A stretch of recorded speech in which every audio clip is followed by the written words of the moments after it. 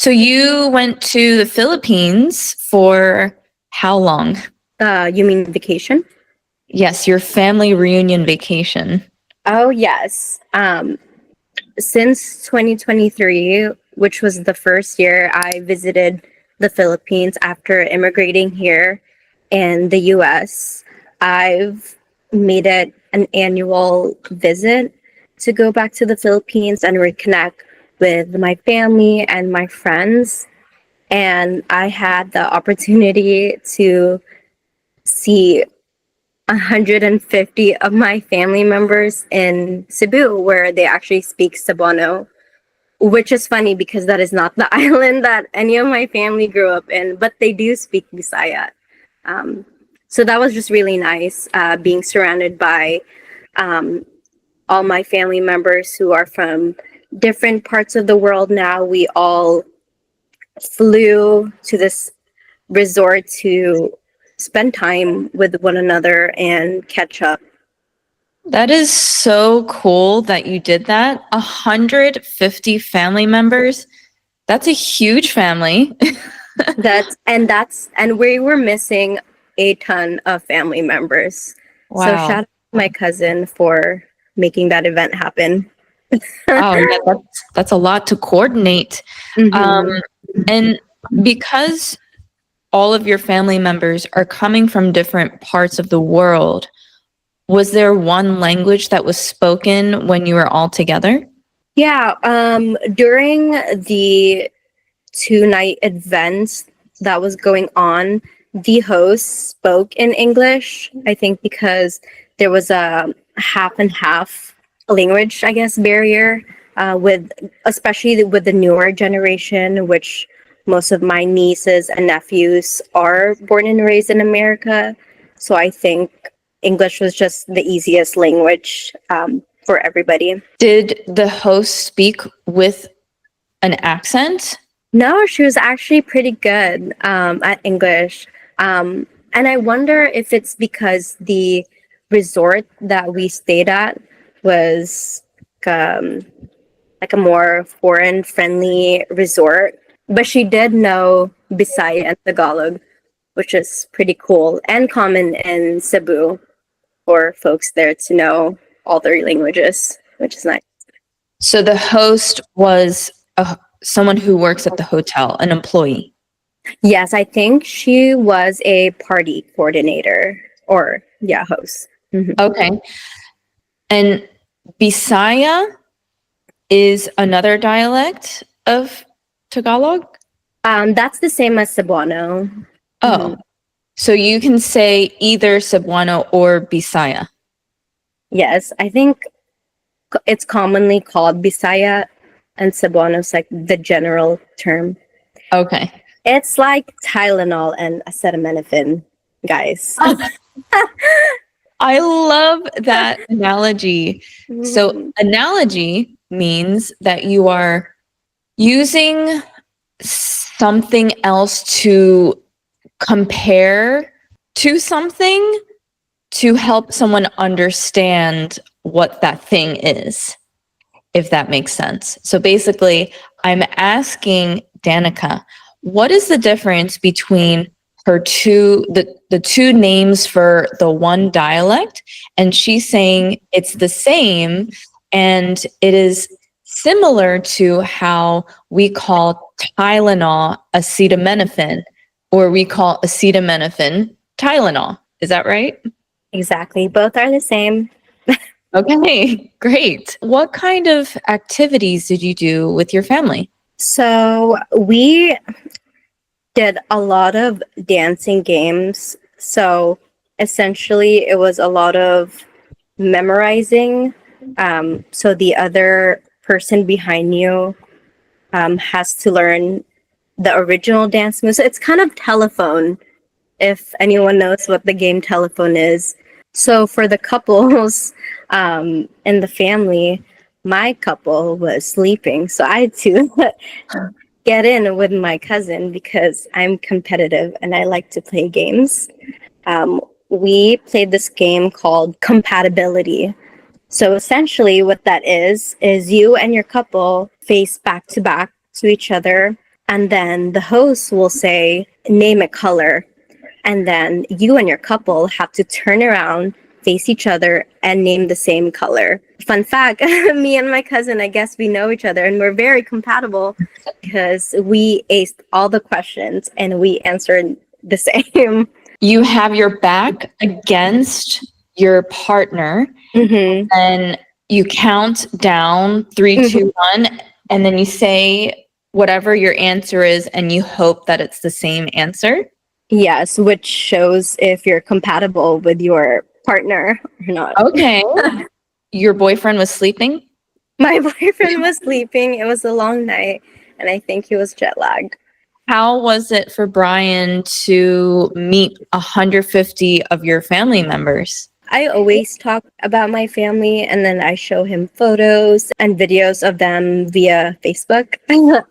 But it's always different when you meet those people in real life, and which is funny because a lot of them live here in California where I live. I think everyone's schedule is so busy. So now that we're all together, it's nice for him to get to know where I came from, who I grew up with, and meeting my cousins. He had a good time learning about everyone and seeing different types of personalities. Does he speak your language? So I'm so proud of him because he is so good at Bisaya or Cebuano.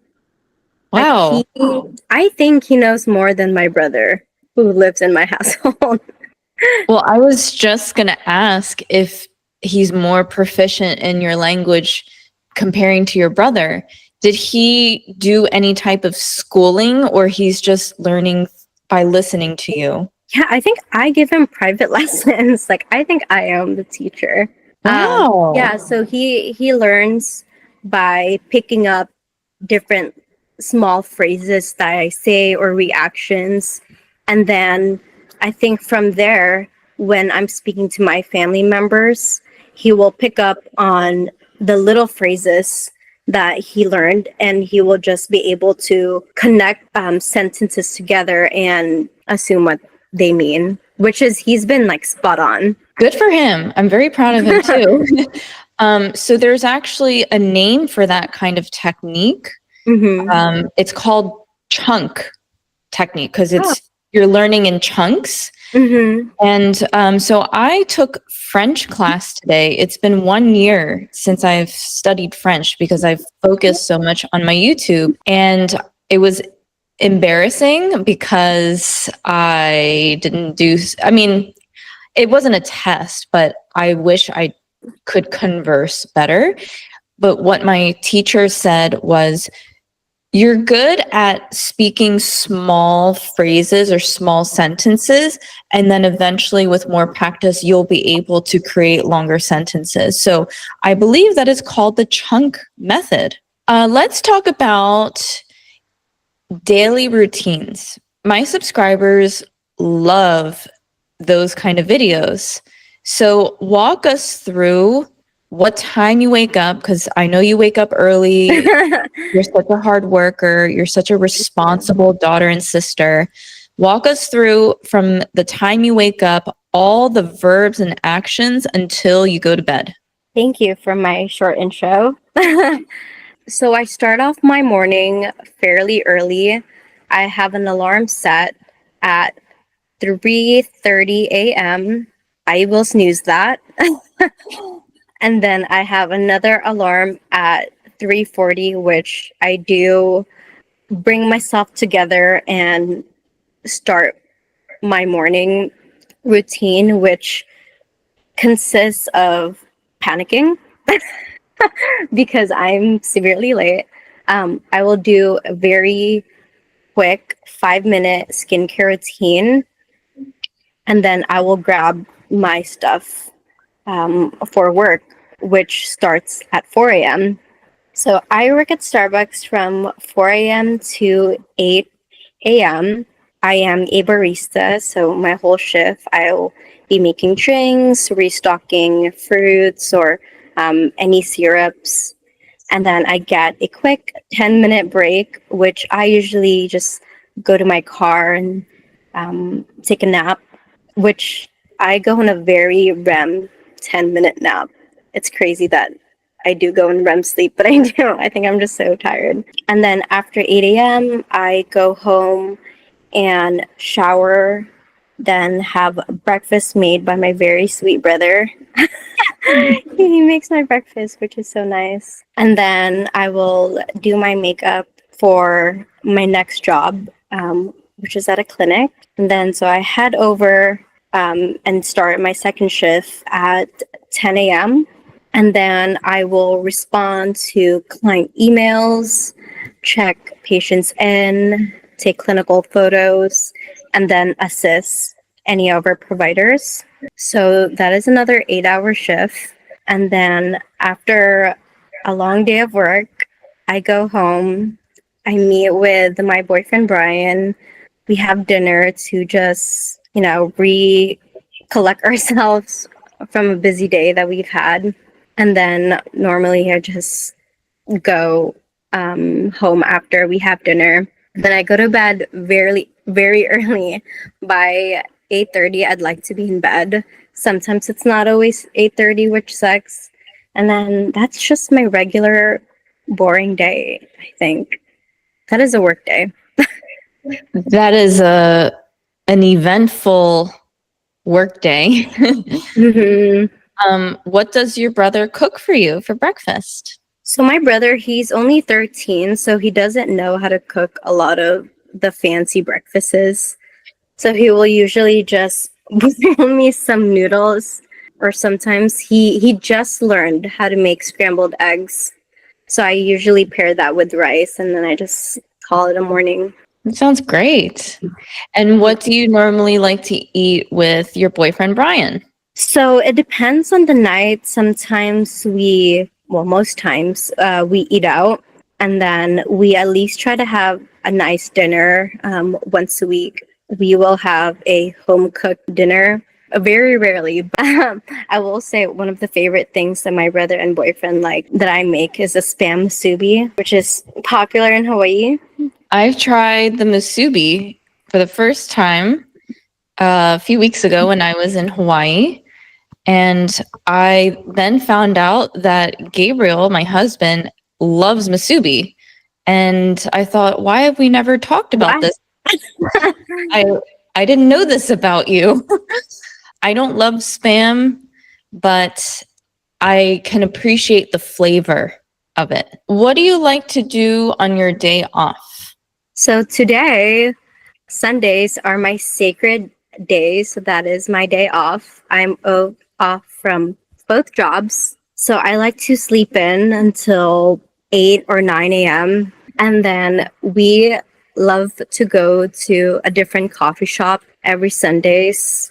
I found myself drawn to ube. So I like to find like Filipino inspired coffee shops. And then depending which friend is off that same day or who's around, I like to just see them for a few, hours, and then we usually have brunch. And then I typically pick up my dad during the afternoon after his work. We do a quick car wash, and then we just play video games for the rest of the day. And I think that is the best day spent. I love that. What kind of video games?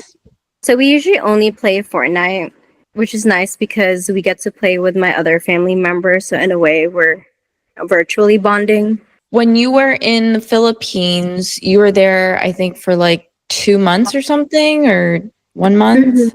I was there for 1 month. 1 month. So during the entire month, were you just sleeping for like 15 hours a day? At first, that is what I do.